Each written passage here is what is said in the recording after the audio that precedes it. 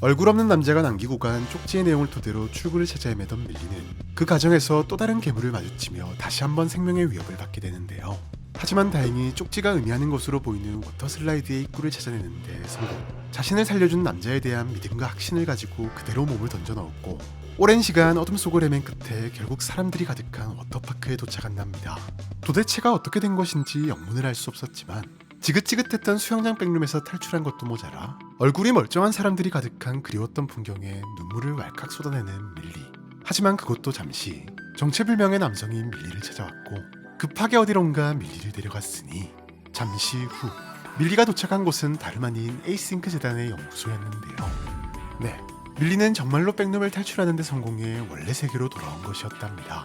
사실 재단은 백룸에 대한 꾸준한 연구를 통해 백룸이 발산하는 특유의 에너지를 발견하는 데 성공했고 이를 이용해 노클리핑이 발생하는 지역을 감지, 백룸으로 인한 추가적인 피해를 막는 것은 물론 혹여나 발생할 수 있는 엔티티의 역침입을 대비하고 있었는데 갑자기 엄청나게 증폭된 신호가 발생해 급히 출동한 곳에 바로 밀리가 있었던 것인데요. 네, 아마도 백룸에 오랜 시간 머물렀던 탓에 다량의 에너지가 남아있던 것으로 보였답니다. 박사들에게 재단에 대한 설명을 듣고는 그제서야 안심을 하는 밀리. 게다가 자신이 겪은 말도 안 되는 일들을 의심 하나 없이 믿어주는 박사들의 모습에 밀리는 그간 겪은 일들을 빠짐없이 털어놓았고 덕분에 백룸 연구는 다시 한번 탄력을 받는 듯 보였는데요.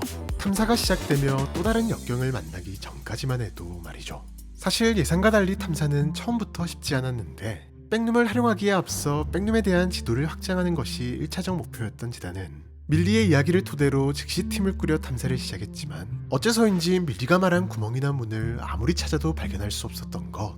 결국 고민에 빠진 박사들은 어쩔 수 없는 선택을 할 수밖에 없었는데 보다 원활한 탐사 진행을 위해 탐사팀에 밀리를 포함시키기로 결정한 것이랍니다.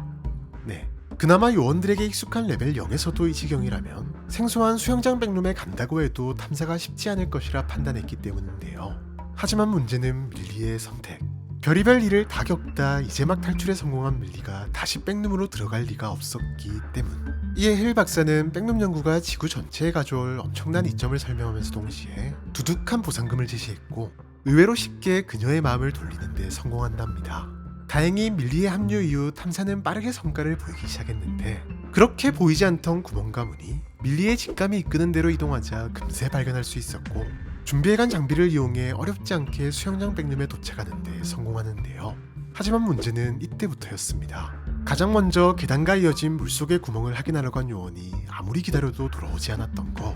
갑자기 옛 추억이 떠올랐던 요원들이었지만 그렇다고 하염없이 기다릴 수는 없는 법. 요원 한 명을 근처에 대기시켜둔 채 밀리와 나머지 요원은 또 다른 수영장 백룸에 도달하기 위한 탐사를 이어나가기로 결정한답니다. 하지만 자고로 불행은 연속해서 찾아오는 법. 갑자기 밀리와 요원의 연락이 끊겨버렸는데요.